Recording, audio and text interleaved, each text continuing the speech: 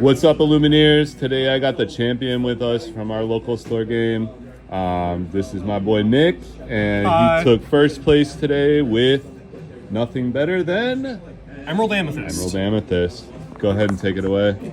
So I really like this deck. I think it's positioned pretty well. It's a deck that can be aggressive, but it's not just an aggro deck.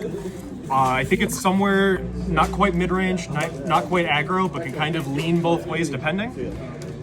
You've got very aggressive draws. You have Curse Merfolk, you have Flynn. You can come out of the gates really fast, and decks like Ruby Sapphire really hate that. But you can also play defensive, so cards like Rafiki and the Mim package, Crabs, let you do a good job of controlling the board when you can't just race to the finish.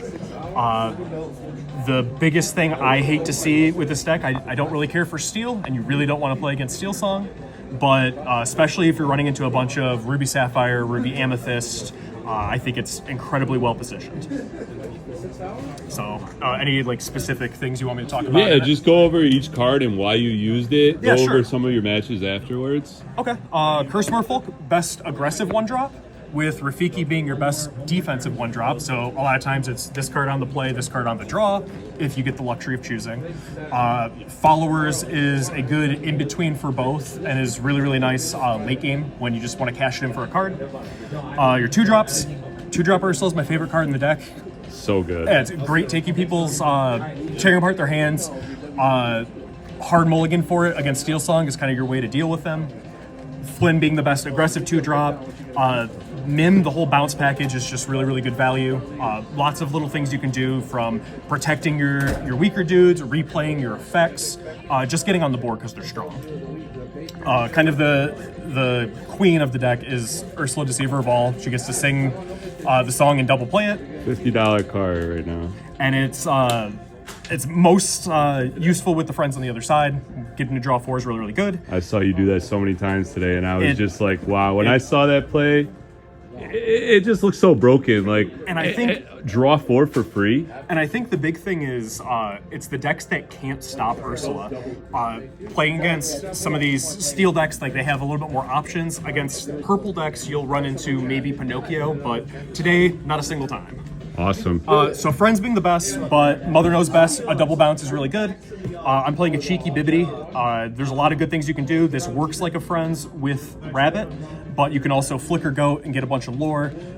Again, just like some cheeky plays too, with doing stuff with Crab, bouncing stuff with Fox, but it's uninkable, so when it's bad, you don't want to have a bunch in your hand, so only one. Right, and this is the actual card that cost me my top 4 in the last event. Is they used the Bibbidi Bobbidi with the Ursula while they had to go down board, and I think it was 5 lore or some shit. Yeah, something like that, like quest for 1 and then flicker it. It's just insane.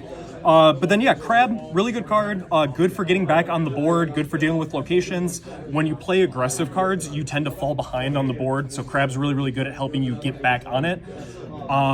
Kit, when Kit's good, Kit's great. This card's amazing. Really good bounce stuff, but when he's bad, he's pretty bad. So we play 3, happy to draw him certain times. A lot of But times you he's can good. bounce the Mini Surfer with this card, which is honestly, I feel like if you're not playing this card in the deck, you're going to have a harder time against the control matches, because they're playing a little bit of early aggro. So if you have no answer to that.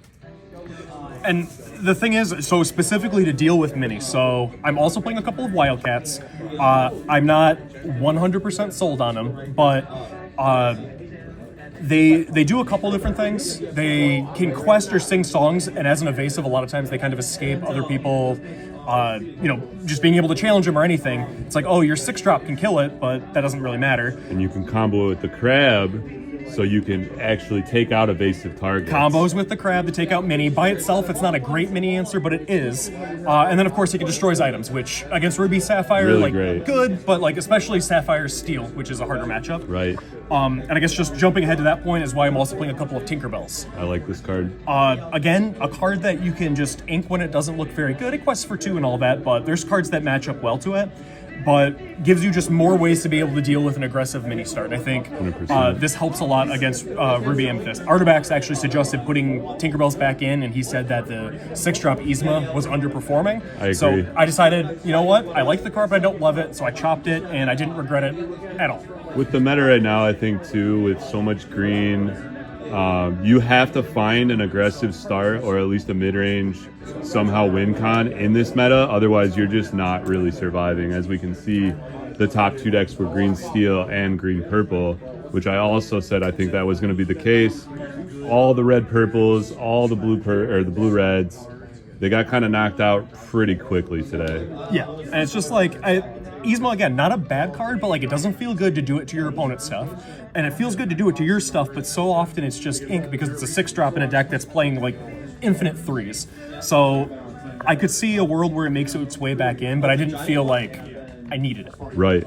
And then other than that, yeah, again, you got just more of the bounce package with rabbits, which is just fantastic, foxes, goats, able to accumulate so much value and use this to stay in the game and use this to push for the win, with Queen's Castle being an incredible card when you're able to stick it and keep it alive. 100%. Against Ruby Amethyst, this card's always ink because just you've got too many ways to deal with it, but against Steel, Rise of the Titans, you got me. You don't have Rise, that card's never dying. Although if you do play against Ruby Amethyst and you rip their hand early enough, if you drop that card, they really don't have much of an answer to it. It is possible. So. It's just, yeah, it's like, and this is a deck too where, you know, with a conjunction of like Fox and Crab, you can deal with Queen's Castle, but like if you draw, you know, the other half of the deck, that doesn't deal with locations.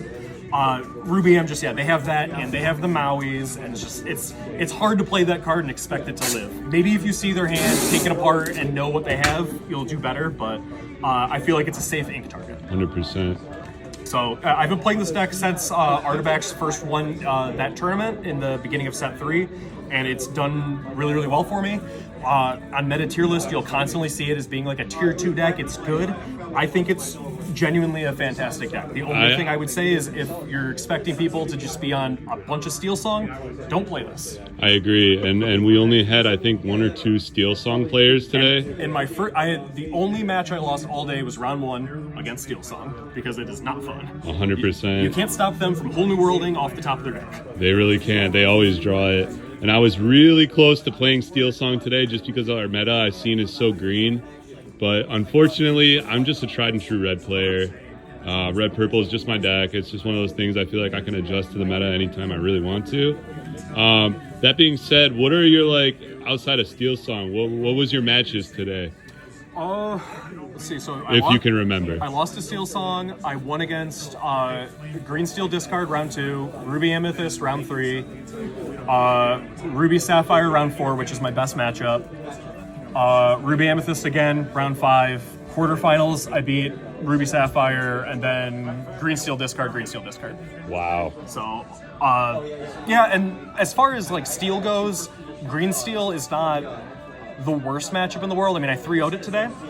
You don't like the Steel cards, like Beast isn't necessarily fun, Robin Hood's awful to see, Tinkerbell's if they got it, but the deck tends not to run Grab Your Swords, so if you dump your hands, you get a bunch of stuff on the board. All their discard stuff doesn't do anything. They're not drawing cards off of Prince John, and if they don't have Grab Your Swords, they don't get to wipe your board or do anything. So occasionally you'll have your hands where, you know, Ursula sung Friends and I have all the cards, but in general it's just kind of like dump out the cards, do the best you can with playing board control, and once you get to a certain point it's like quest, have fun trying to catch up. I saw you questing for sometimes 8 in a turn today. It was ridiculous. Yep, I just figured, you know what, I can throw out these early guys, they're going to get a lot of quests before the opponent's going to be able to do anything about them, so I did it and it worked out. That being said, going into the next set, will you still be playing the same deck? I'll probably start with it, and we'll just see how things shake up. Set 4, I've already seen a couple of things that look neat, but all the stuff that's spoiled so far is like slower. So we have like the new big shift Ursula, we have the leaked 5-drop Bell. All cards that look really cool, but probably not if you want to keep it with an aggressive slant. I agree with that. But ultimately, I'm a meta chaser, so if this deck stays good, great. If the deck's bad and something else becomes good, I'll probably play that. I'm the same way. As a competitive player, we're always looking to make money from our events. Yep. Probably why Lorcana drags the scene that it does and that all these events do fill up. So closing, anything you'd want to say to your fellow Emerald Amethyst players? Don't play bad cards. Like, there's definitely some tech choices you can make. So, like, for example, I am not playing the 2-drop Pinocchio that exerts. And some people have good luck with that card, or it works well for them. It doesn't work well for me, and it might just be my playstyle. It doesn't line up well. But like, don't play Genie. It's a 6-drop on Inkable. You're gonna lose games. I don't really agree with playing like the 1-drop Maleficence in this deck. It's gonna quest for 2, it's gonna die for free, and then you're gonna be like, I wonder why I ran out of cards. Agreed.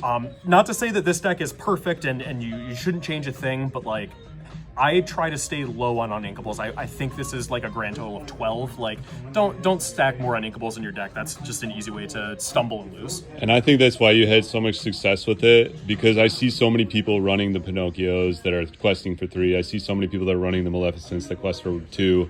And it's like, where's your card draw? Yeah. How are you going to keep up with the games that you need aggressive, card draw? but like, I feel like being more aggressive just makes you worse against the stuff that you don't want to be worse against. So like, I can be aggressive enough to beat Ruby Amethyst, but I feel like if you get more aggressive, it's like, cool, you're still winning your Ruby Sapphire matchup, but like Steel just like looks at you the wrong way and all your stuff dies, and that just doesn't seem like a good idea. Well, it seems like you lucked out today. You dodged all the Steel matches outside of 1, and you took the win today. So things went well. Thank you for being on the channel. Thank you for showcasing the deck profile. And this is Beauty and the Barber. We are out. See you guys next time.